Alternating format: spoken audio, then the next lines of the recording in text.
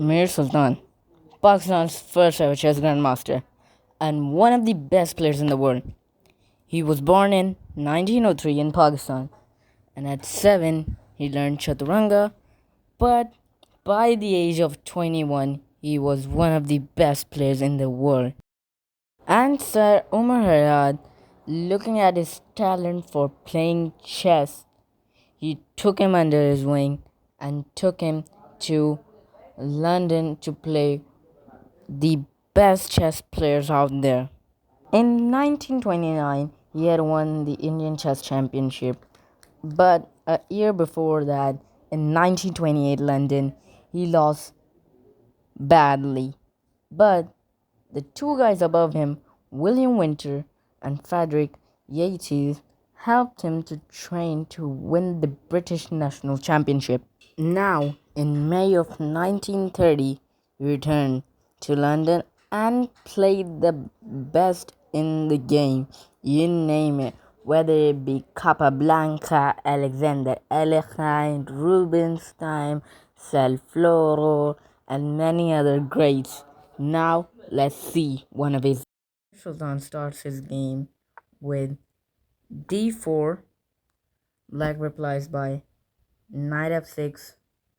He replies by knight f3. Now, black plays e6. He copies that move and plays e3.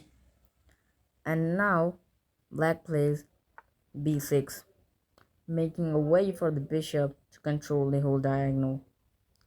Now, Mir Sultan replies with bishop d3, improving his bishop's position and developing it.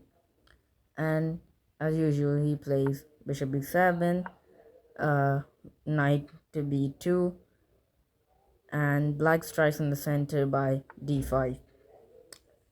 Now, Mir Sultan could have castle, develop his other pieces, push pawns, but he strikes in the center by playing knight e5.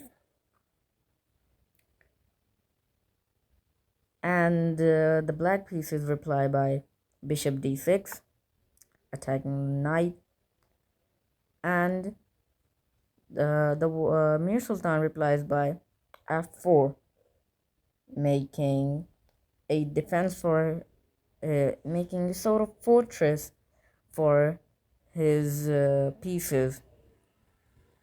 Now, black castles.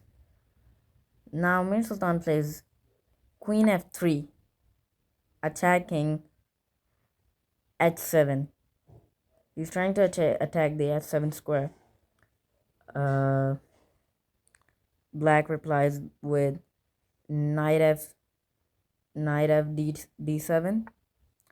The idea here is to push the pawn to sort of delay that development and to strike in the center, because the e4 square is pretty much controlled by the white pieces, and Medicine says, I want some of that. And uh,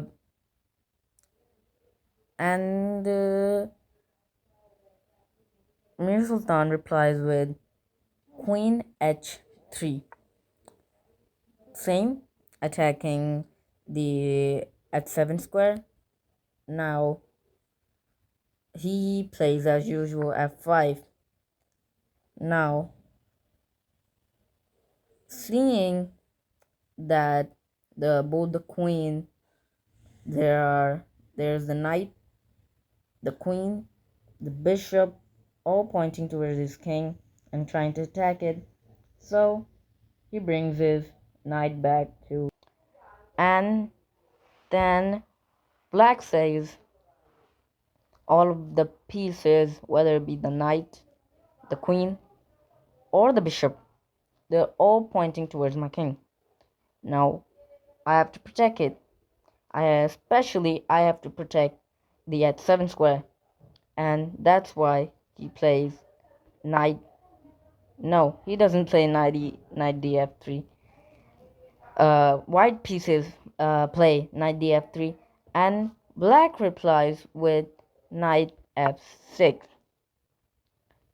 Now the white pieces reply with bishop d2, developing the bishop, and now the black pieces play bishop a6, trying to exchange the bishops. Uh, Mir Sultan doesn't care and says, "Oh well, go ahead, exchange the bishop," and plus he doesn't even care to castle, and that's why he plays rook to g1. Now, as planned, the black pieces take bishop takes d3. Now pawn c takes d3, and queen e8, and Mir Sultan plays king e2, and he just confirms it that he's not castling at all.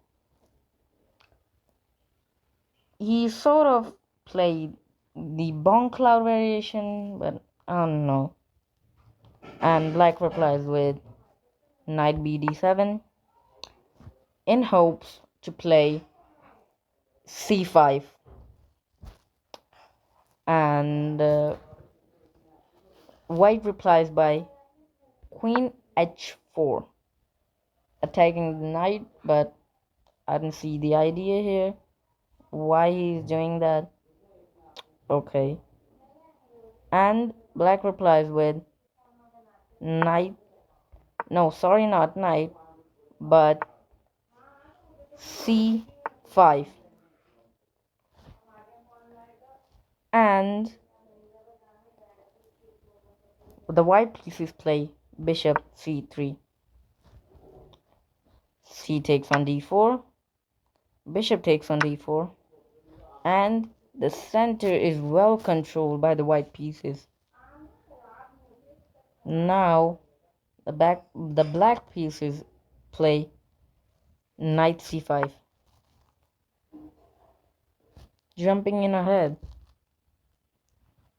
Mir Sultan plays g4, opening the fire for his rook to attack.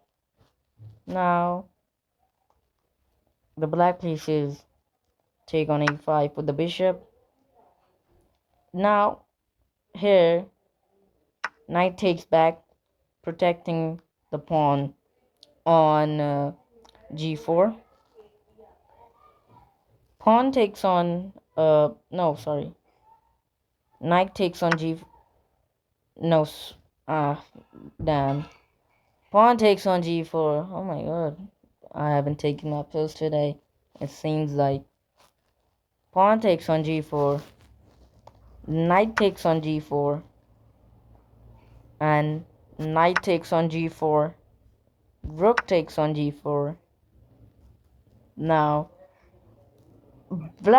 Now white is threatening a windmill tactic here, so black protects himself by playing g6, and Mir Sultan plays rook ag1.